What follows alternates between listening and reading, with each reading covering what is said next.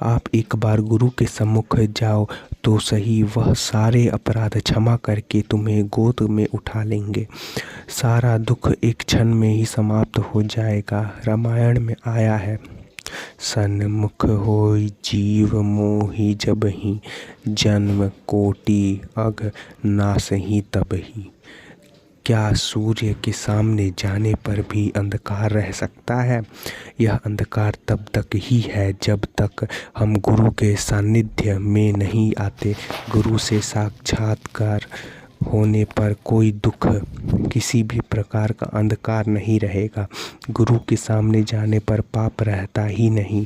यह ज्ञान संतों द्वारा ही प्राप्त होता है। इस संसार में दो शक्तियाँ काम करती हैं।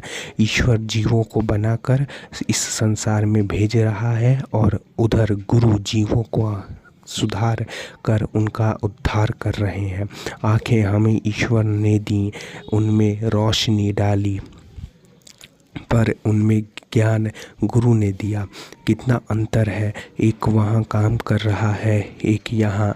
बिना गुरु के ज्ञान नहीं, बिना ज्ञान के वह अपनी माँ आदि को भी नहीं जान सकता।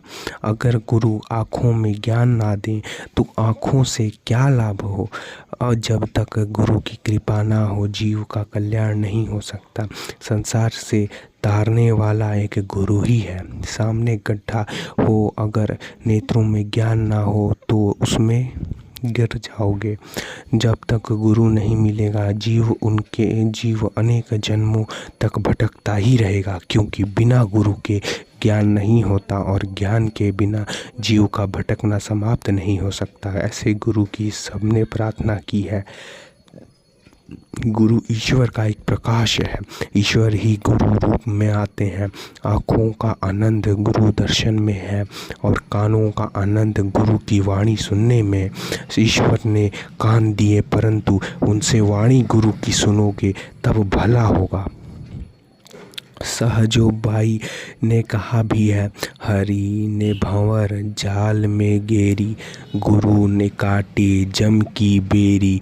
हरि ने मोह जाल उपजाया, गुरु दीपक ले ताहि दिखाया। राम तजूं पर गुरु न बिसारूं, गुरु के सम हरि को ना निहारूं। गुरु की महिमा अपार है। जिस पर उनकी कृपा हो जाए, जिस पर उनकी नज़र पड़ जाए, वह फिर इस संसार का मनुष्य नहीं रहता। वह रहता यही है पर यहाँ का नहीं रहता। उनके चरण